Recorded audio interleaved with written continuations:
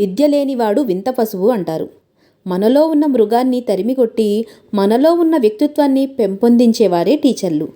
అలాంటి టీచర్లకు మనస్ఫూర్తిగా టీచర్స్ డే శుభాకాంక్షలు.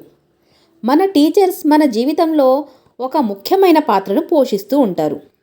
ఏదో ఒక రోజు ఏదో ఒక సందర్భంలో ఫలానా టీచర్ ఇలా అనేవారు, అలా అనేవారు అని తప్పక జ్ఞాపకం చేసుకుంటూ ఉంటాం.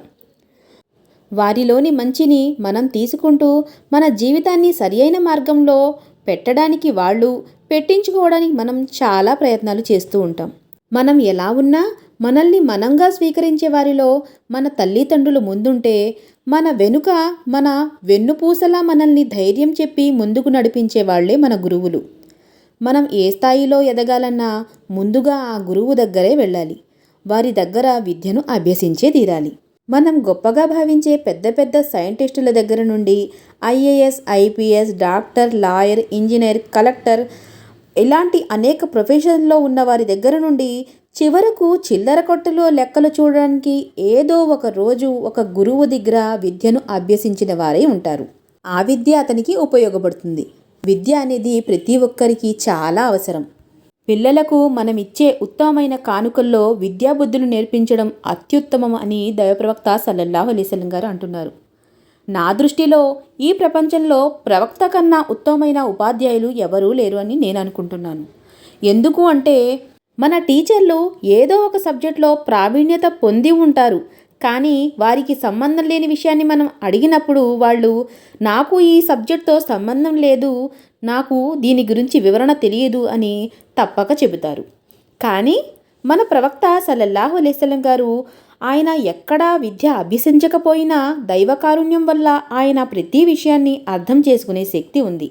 ఉదాహరణకు చూసుకుంటే తల్లిదండ్రులతో మన ప్రవర్తన ఎలా ఉండాలి, సంతానం యొక్క బాధ్యతలు ఏమిటి, అలాగే బంధువుల హక్కులు, పొరుగువారితో మన ప్రవర్తన ఎలా ఉండాలి, కూలివానితో మనం ప్రవర్తించే ప్రవర్తన ఏ విధంగా ఉండాలి, వ్యాపార లావాదేవీలు, కుటుంబ సందేహాలు, కుటుంబ సమస్యలు, ఆస్తి వాటాలు, అంతేకాకుండా బజారులో మన ప్రవర్తన ఎలా ఉండాలి, మనం దుస్తులు ఎలా ధరించాలి, అన్నపానీయాల గురించి, గుసుల్ స్నానాల గురించి, మలమూత్ర విసర్జన సమయాల్లో మన శుభ్రత గురించి, మన జనాజా గురించి, అలాగే తల దువ్వడం దగ్గర నుండి కాలు మోజోళ్లు వేసుకునే వరకు, అంతేకాకుండా శారీరక శుభ్రతే కాదు మన మానసిక శుభ్రత, మనసుని ఎలా ప్రశాంతంగా ఉంచుకోవాలి, చెడు ఆలోచన నుండి ఎలా సురక్షితంగా ఉండాలి అనే వరకు కూడా చెప్పారు. అంతేకాకుండా ఎదుటి వ్యక్తితో మన సంభాషణ ఎలా ఉండాలి, వారి దృష్టిని ఎలా ఆకట్టుకోవాలి, వాళ్ళ మాట్లాడేటప్పుడు మన ప్రవర్తన ఎలా ఉండాలి, మనం మాట్లాడేటప్పుడు మనం ప్రవర్తించే విధానం ఏ విధంగా ఉండాలి, మనం మాట్లాడేటప్పుడు మన నోటి నుండి దుర్వాసన వస్తుందేమో గ్రహించుకోవాలి, దుర్భాషలకు దూరంగా ఉండాలి. ఇలాంటి అనేక విషయాలు చెబుతూనే శత్రువులను ఎలా క్షమించాలి అనే విషయం కూడా ఆయన తెలియజేశారు. అంటే అనేక విషయాల్లో ఎలాంటి జాగ్రత్తలు తీసుకోవాలి అనేది చాలా వివరంగా ప్రతి విషయాన్ని కూడా క్షుణ్ణంగా అధ్యయనం చేసి పరిశోధన చేసి డాక్టర్లు, ఇంజనీర్లు ఇలా అనేక మంది అవగాహన చేసుకుని చెప్పేవా అన్నిటినీ కలిపి ఆయన ఒక్కరే మనకి ఒక ఒక అక్షయ పాత్రను మన ముందు ఉంచడం జరిగింది. అది ఒక కలగూర గంప లాంటిది. అంటే ప్రతి విషయం కూడా ఆయన దగ్గర మనకి లభిస్తుంది. కాబట్టి నా యొక్క చిన్న మనవి ఏంటంటే మనం మన పిల్లలకి ఇక్కడ విద్యను అభ్యసించేందుకు మనం బయటకు పంపిస్తూ ఉంటాం. వాటితో పాటు తల్లే మొదటి గురువు అని అంటారు. కాబట్టి మనం చేయవలసిన పని ఏంటి అంటే ప్రతి చిన్న విషయంలో కూడా ప్రవక్త సల్లల్లాహు అలైహి వసల్లం గారి మాటను తీసుకువస్తూ ఉండాలి. అంటే మనం కూర్చునే విధానాన్ని ప్రవక్త గారు ఈ విధంగా కూర్చోడానికి ఇష్టపడేవారు.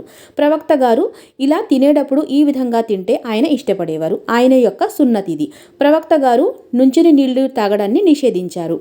ప్రవక్త గారు ఈ విధంగా చేసేవారు అంటూ, అలాగే ప్రవక్త గారు ఈ విషయాన్ని ఇష్టపడతారు, ప్రవక్త గారు ఈ విషయాన్ని ఇష్టపడరు అంటూ మన పిల్లల్ని ప్రతి సందర్భంలో కూడా ప్రవక్త సల్లల్లాహు అలైహి వసల్లం గారి విషయాలను వాళ్లకు తెలియజేస్తూ ఉన్నప్పుడు మనం బయటకు పంపించి గురువుల దగ్గర ఏదైతే విద్యను అభ్యసిస్తున్నారో అది ప్రపంచంతోనే ఆగిపోతుంది. కానీ ప్రవక్త సల్లల్లాహు అలైహి వసల్లం గారు ఏదైతే విద్యను మనకి చెప్పకనే చెప్పారో, ఈ విద్యను తల్లిదండ్రులు గనక నేర్పిస్తే ఇది పరలోకానికి కూడా మంచి సాఫల్యాన్ని కలుగజేసే విద్య అని నా యొక్క ఉద్దేశం.